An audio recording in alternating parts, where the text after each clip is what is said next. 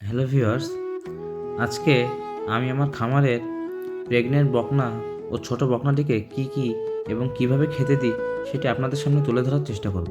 কাল রাতে যে খোল ভিজানো হয়েছিল সেটি আজকে পুরোপুরি ভিজে গেছে। তো একটি বালতিতে করে পরিমাণ মতো খোল নিয়ে নিলাম। এবার পর্যাপ্ত পরিমাণে কাঁচা ঘাস এবং খড় দিয়ে দেব।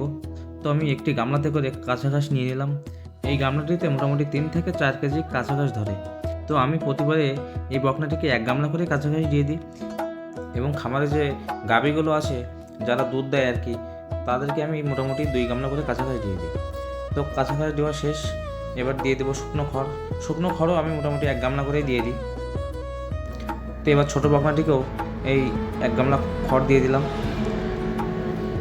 এবার দিতে হবে দানাদার খাদ্য। তো দানাদার খাদ্যের সাথে আমি কি দিই তো আপনাদের দেখাবো, চলুন। প্রথমে দিয়ে দিই আমি কোড়া, ধানের কোড়া, এগুলো আমি দিয়ে দিই। তারপরে দিয়ে দেবো আমি ভুসি, মোটামুটি 1 কেজি করে, দুইটাতে মোটামুটি 1 কেজি করে ভুসি দিয়ে দিই। তারপর দিয়ে দিই ভুট্টার গুঁড়া এবং সাথে দিয়ে দিই পরিমাণ মতো লবণ। বড় বকনাটি যেহেতু প্রেগনেন্ট, এই জন্য ছোটো বকনার তুলনায় তার খাবারের পরিমাণ একটু বেশি করেই দিয়ে দিই আর কি। এই জন্য ওকে একটু সামান্য ফিডও দিয়ে দিলাম। এই ফিড গাভীর স্বাস্থ্য ভালো রাখতে সাহায্য করে। এরপরে আমি দিয়ে দিব ক্যালসিয়াম। তো প্রেগনেন্ট যাদের বকনা বাছুর আছে তাদেরকে 6 থেকে 7 মাস, 1 মাস মোটামুটি প্রতিদিন 50 গ্রাম করে এই ক্যালসিয়াম খাওয়ানো উচিত। ক্যালসিয়াম খাওয়ানো না হলে গাভীর বিভিন্ন রকম সমস্যা দেখা দিতে পারে, এমনকি বাছুরেরও সমস্যা দেখা দিতে পারে। এই জন্য আমাদের প্রত্যেকের উচিত গাভীকে 6 মাসের পরে 7 মাস পর্যন্ত এই ক্যালসিয়াম খাওয়ানো।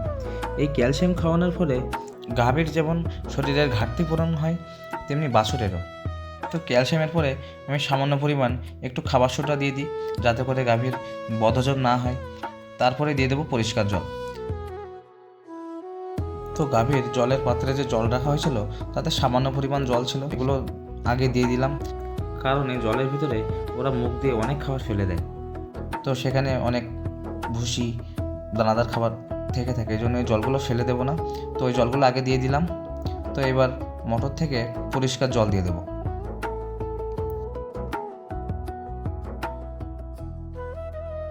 তো জল এখন বেশি দেব না, মোটামুটি মেখে দেওয়ার মতো জল দিয়ে দেব, কারণ বেশি জল দিলে এরা খেতে চায় না, এজন্য আলাদা পাত্রে জল দিয়ে দেব। তো ছোটো বকনাটিকেও ওখান থেকে জল দিয়ে দিলাম। তো এবার দানাদার খাদ্য দিয়ে দেবো।